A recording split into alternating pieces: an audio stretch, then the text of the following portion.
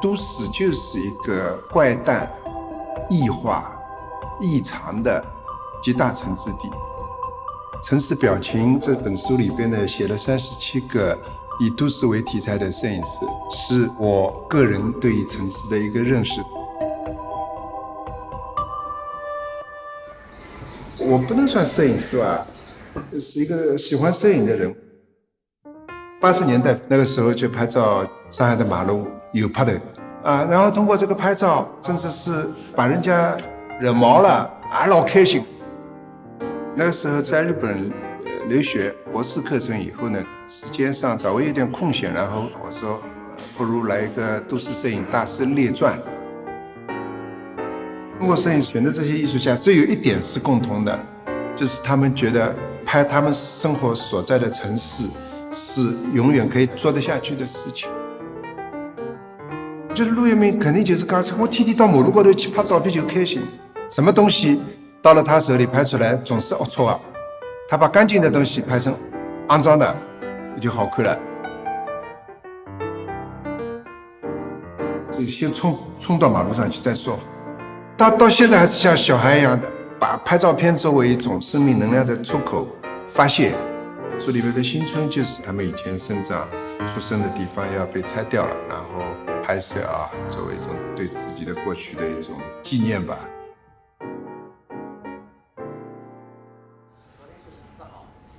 我自己觉得摄影是一个叫制意的手段，从记录意到制造意。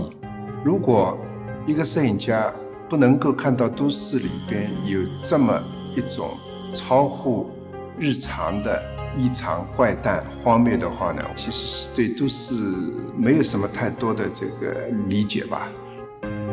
曼雷什么的也都是比较恣意的，就是把巴黎的建筑啊，通过它的特殊的角度变成了一个，比如说，像一个墓碑啊。布拉塞拍巴黎的夜生活的时候，通过夜晚去看到城市生活里边的开始张扬出来的东西。所有的都市摄影家里边，维基我觉得其实是最让城市如此的让我们感觉到一种惊悚。作为一个刑事摄影的记者啊，他活着就是为了拍犯罪现场，城市的最本真的一面，就是人的欲望，然后人的欲望驱动之下的种种犯罪。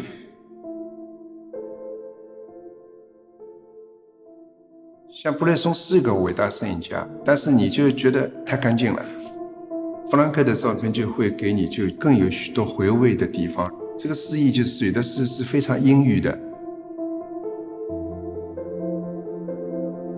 他的工作，富人家的保姆，以照相机在街头去找他自己想找的东西，持续到自己拍不动，非常伟大的一个行为。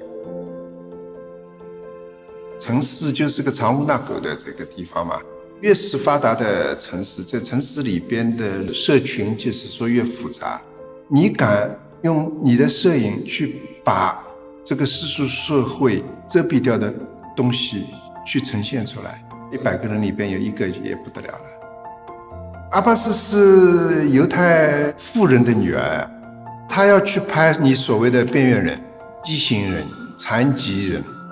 那他们的伟大，他们的坚毅，在阿巴斯看来是自己无法达到的。一面拍他们，一面就是说心里边的痛苦纠结，就是说我没有办法成为你们的一部分。最后他自杀。南格尔丁和阿巴斯可以构成一个对比的。我就是拍我们自己嘛，就是他的这个社群里边，当时是艾滋病时代嘛，我们社群里边的这些人相互之间的感情的纠葛。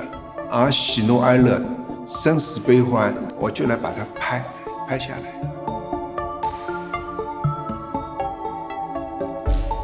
50、60年代，就是说，这个纽约都是拍成，比如说这个生活画报这样的摩天楼、高耸，然后一种这个现代都市的活力。然后克莱因这张照片拍纽约，把它拍成一个墓地一样的。圣赞大道一看这张照片就觉得，哎呦。照片可以这么拍， 80年代他有一系列的自己的个人问题，创作也进入了一个瓶颈。到了巴黎去找克莱因，自己打上门去，那语言也不通嘛，就这么见了一下，让他精神就是说获得了一种救赎，又重新开始了。06年，英国的 Tate Modern 就把他们2个人合在一起做了一个展览。跟森山大道确实是有比较密切的交往，像森山大道这种，就是特别是以街道作为自己的生命的摄影家来说，不上街就无法知道自己是谁。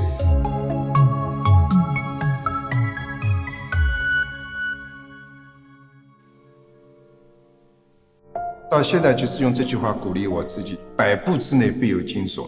上海的马路，那个时候的马路比现在精彩多了。现在的人都假模假式的，跟侬讲这个城市好玩不啦，就不好玩了。但是这个总归会得想，还有个念想。那所以说出门随时随地照相机还是带着，机头张开。弄荡的生活啊！如果你失去了这个好奇心的话，根本就说明你的生命力就没结束了，完蛋了。你永远不知道在马路上下一刻会发生什么样有意思的事情。